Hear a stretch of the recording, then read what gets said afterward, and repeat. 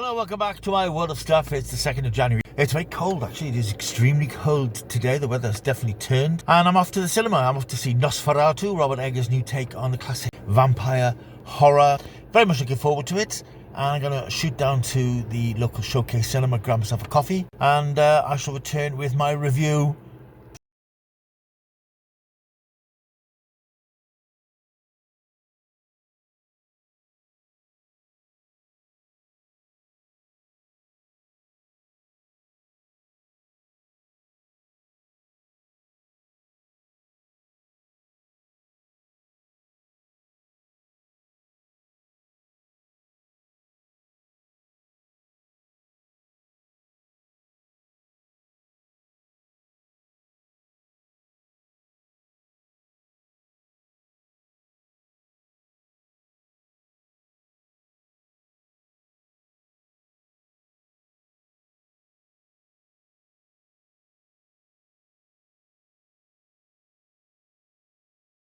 Our destination, it's the cinema complex in Nantgarw. So let's trundle in and I will take a look at the posters for forthcoming attractions on the way. Quite busy here this afternoon. I suppose it's the last day of the festive break for a lot of people.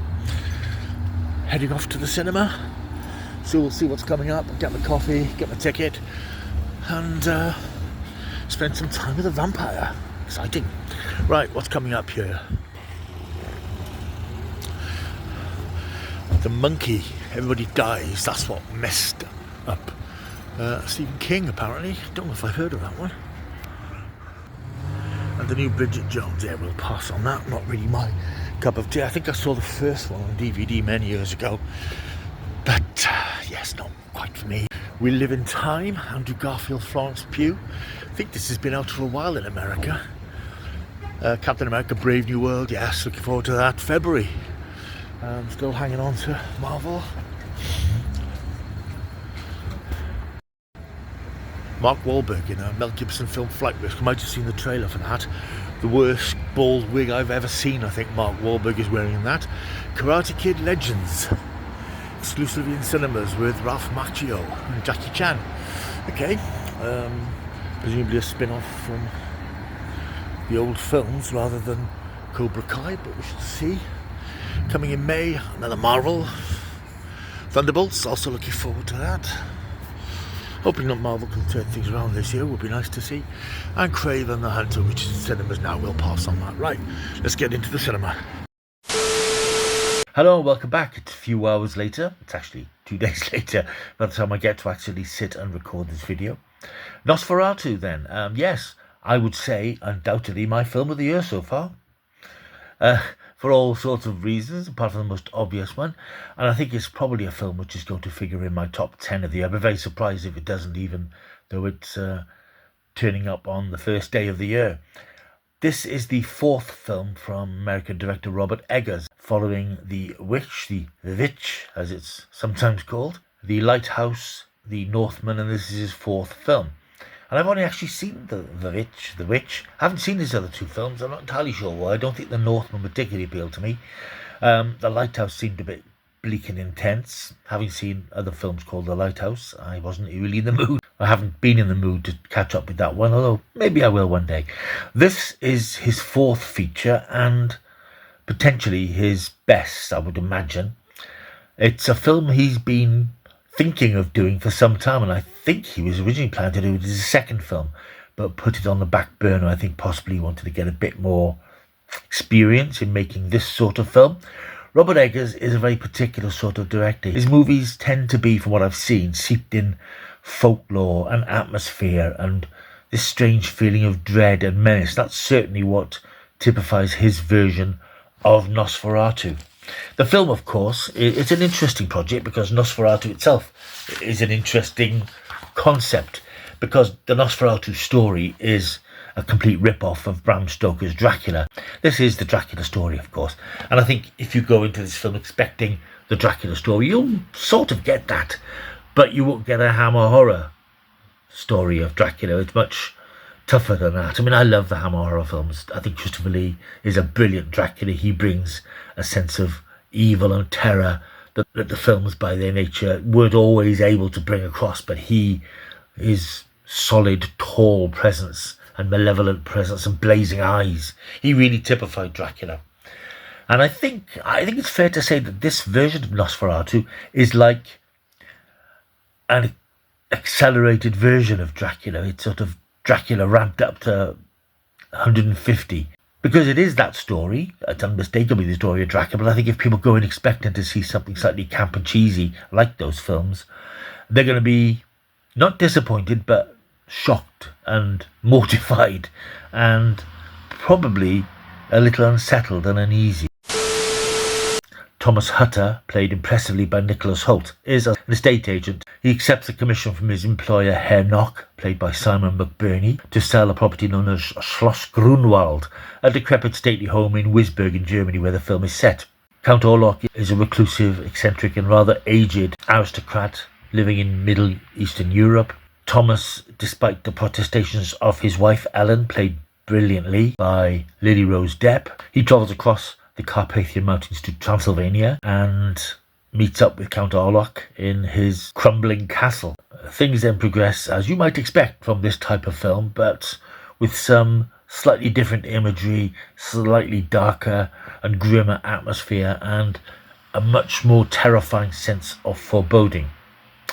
The film is, of course, a remake of the 1922 silent film of Nosferatu, and Robert Eggers is obviously very familiar with that because he sort of recreates imagery and concepts from that film. I was particularly struck by that in a scene where you see the shadow of Count Orlok as he's walking up some steps. That's quite a famous image from the original film, and a very striking sequence of Count Orlok's hand moving across the town of Wisburg, suggesting that his presence is sweeping across the town and bringing death to the town, which he does, because when he arrives in Wisburg on a ship, which sort of mirrors the Demeter subplot part of the Dracula story, it's become a plague ship, and the town is infested by rats, bring plague to the town. This is a difficult film to review in some ways, because you really need to go and see it and revel in it. And I was really impressed because I went to see it on Thursday afternoon, where the cinema was half full, and the audience sat there enraptured throughout it,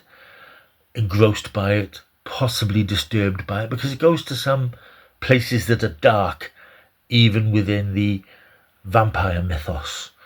It deals with issues like necrophilia, obsession, and it does it with such style.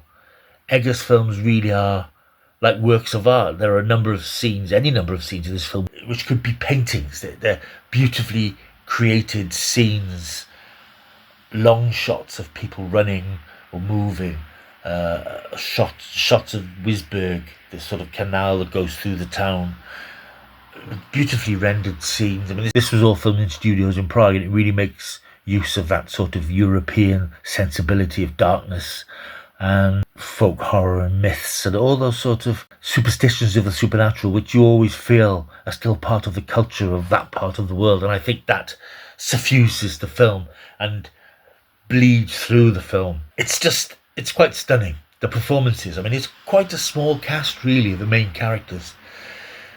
You've got Nicholas Hoult, who's increasingly impressive. The more you see of Nicholas Hoult, the more you think, wow, this guy is developing to a very, very good actor.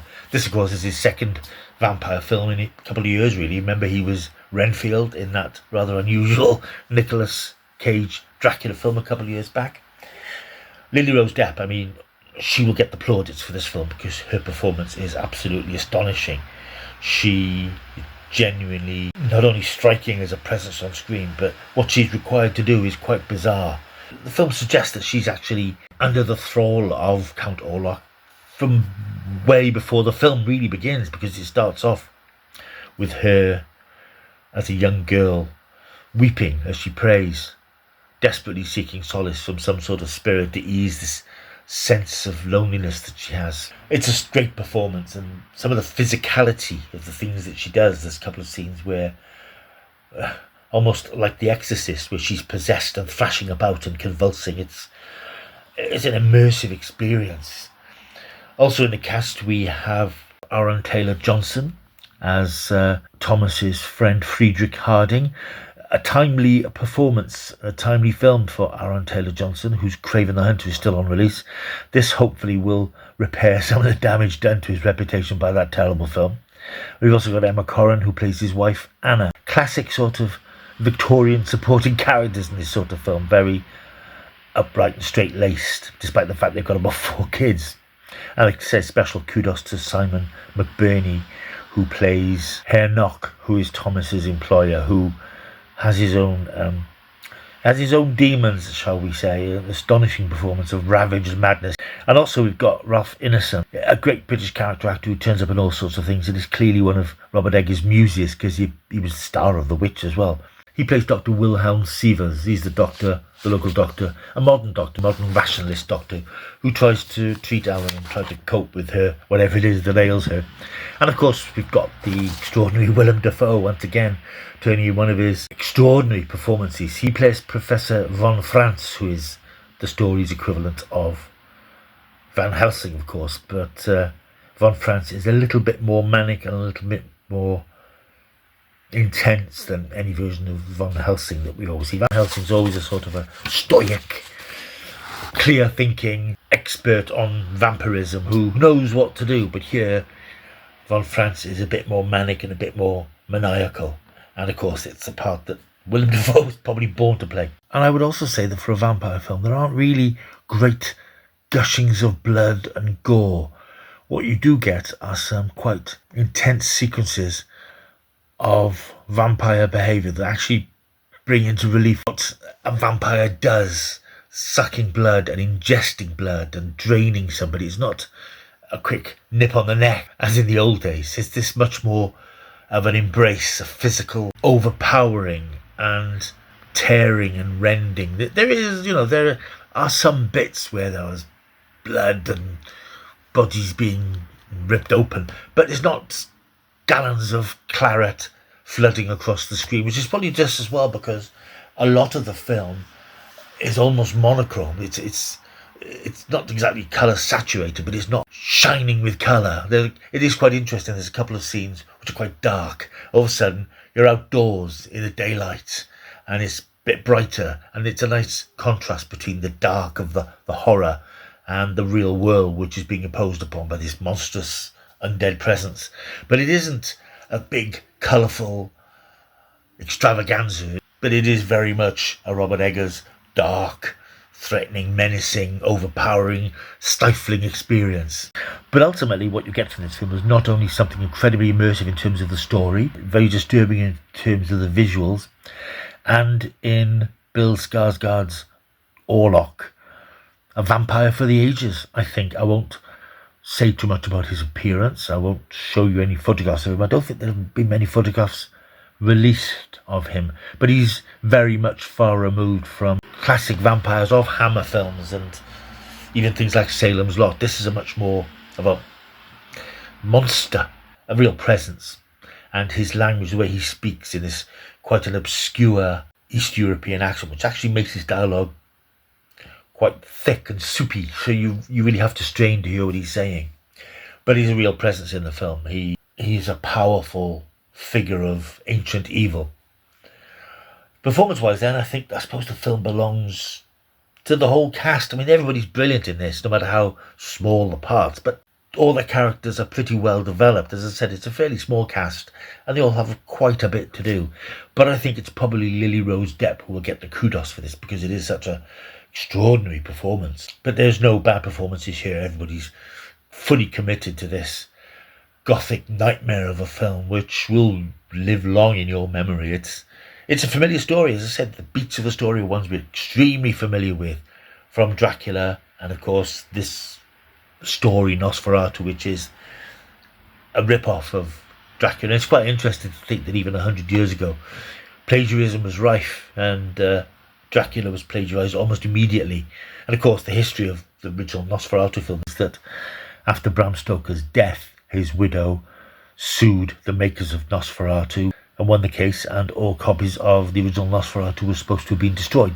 They weren't, luckily. Some do exist, and in fact it's online to look at. I think it might be on Amazon. So I'm not really one for silent films particularly, but I think Nosferatu is something I've never seen, and I would like to see it.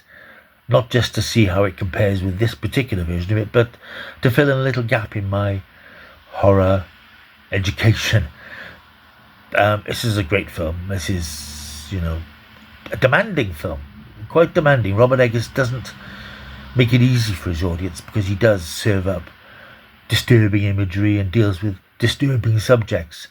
But this is really an extraordinary film to start off the year, and it's extremely highly recommended. So I'm going to give Nosferatu a 9 out of 10. I recommend you see it as soon as you can. Right, thank you for watching this video. If you are new here, please like and subscribe. That would be a fantastic thing to do. Press the subscribe button, press the like button, leave a comment down below if you've seen Nosferatu. Let me know what you thought of it. Plenty more stuff to come on this channel as well, of course. It's a bit quiet at the moment, post-Christmas, post-New Year. But there are lots of things coming, lots of retro TV things I'm quite looking forward to doing. My top 10 list of films and TV will be here very soon, probably tomorrow. So stick around. I'll see you soon. Until I do, keep taking the stuff.